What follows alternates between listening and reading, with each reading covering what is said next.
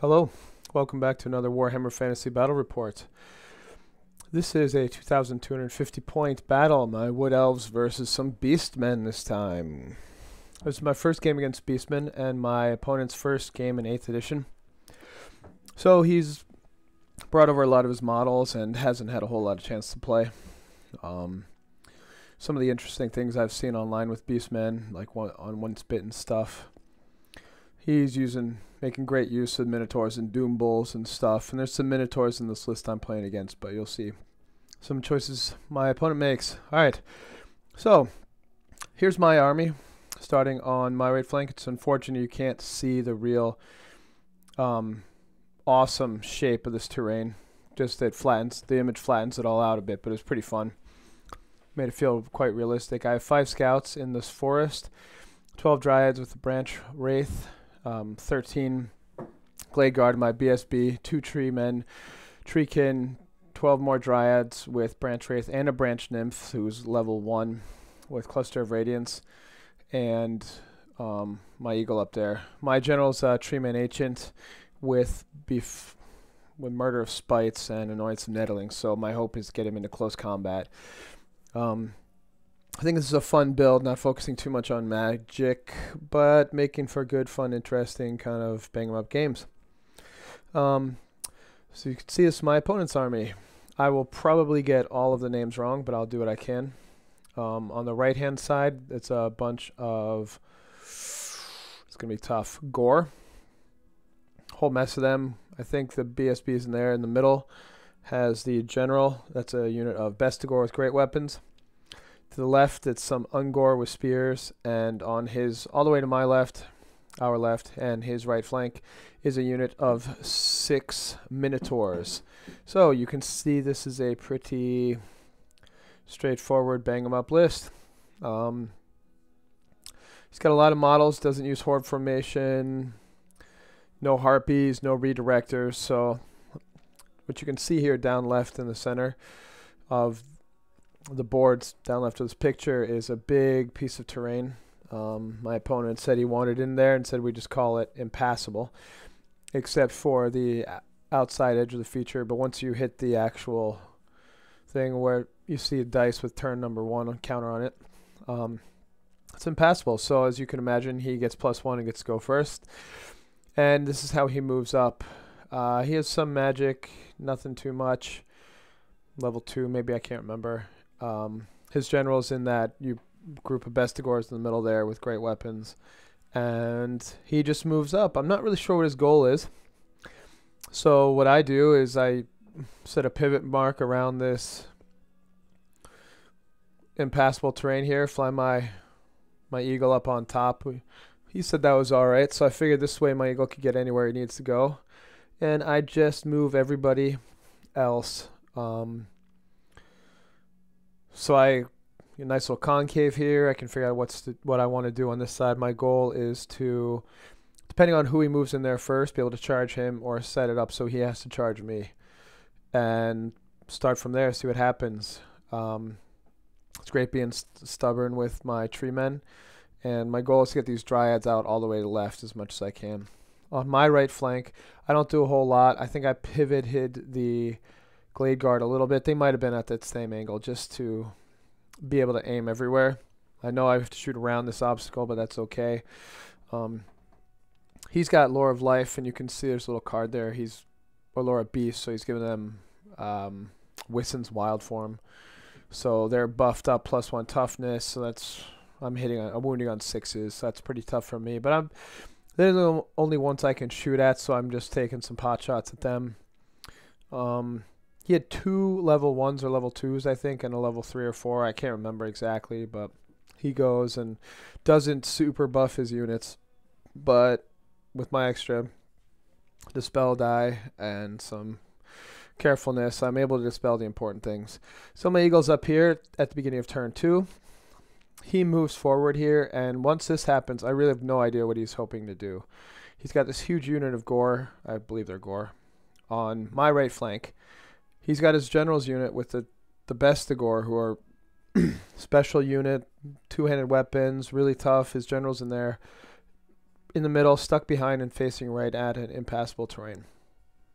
So it seems to me like he's caught a little bit in the middle, doesn't know what to do, which I'm fine with.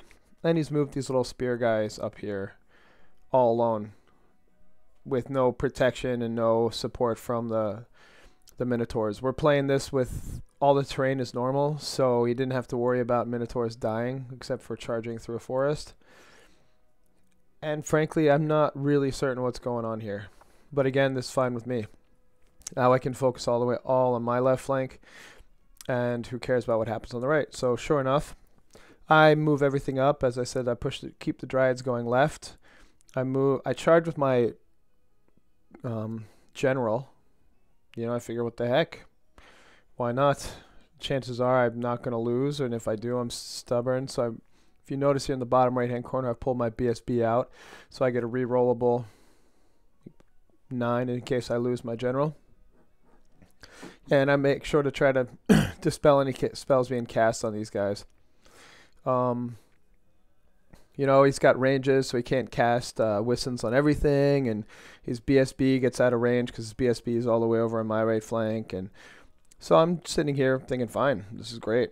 I'm totally fine with this. And we go and hack it out. I've got my Treekin right behind. Does protection and come in here and charge.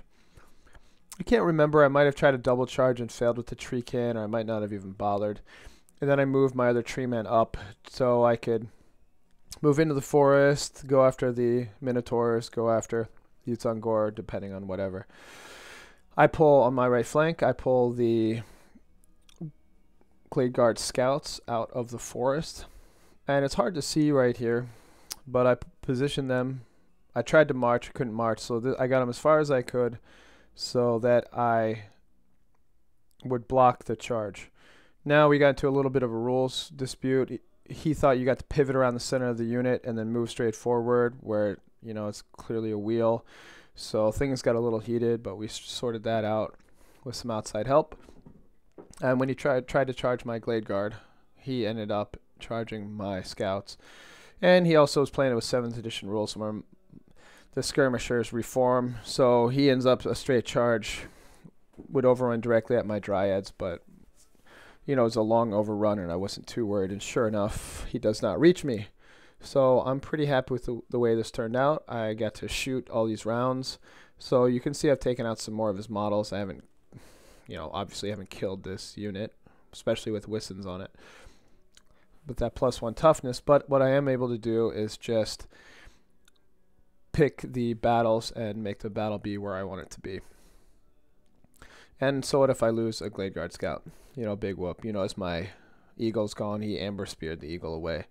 So in combat, my tree man goes a little bit better and handily whoops up on these Ungor. And even with the leadership 10 with his general and what's it called? A standard of discipline. So that gives his leader 10 and the leadership bubble is a 10. He fails, and I believe I restrained, so I don't have to worry about getting caught out in the middle. So I can always take that unit out later if need be. It's only turn 2. So my turn 2, I move everything up. I don't want to charge my general out into his general's unit, or perhaps I believe what even happened is I charged at his general's unit, and you can see just the very corner of his general's tray. He was outside of his rerollable BSB bubble, and consequently failed another leadership 10. It's really a shame he failed his terror test.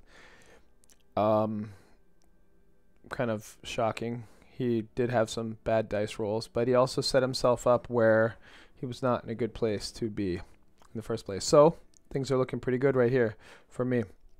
I bring my Dryads and I put them immediately in front of these guys, so I get another round of shooting at them, and just take my time, focus on this.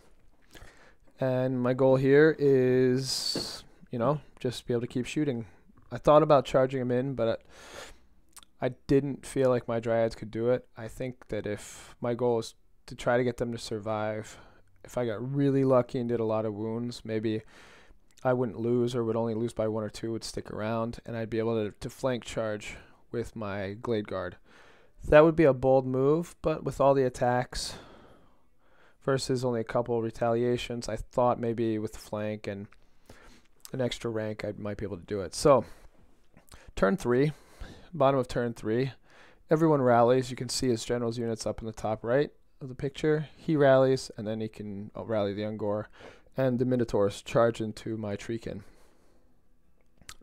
This was a pretty funny fight.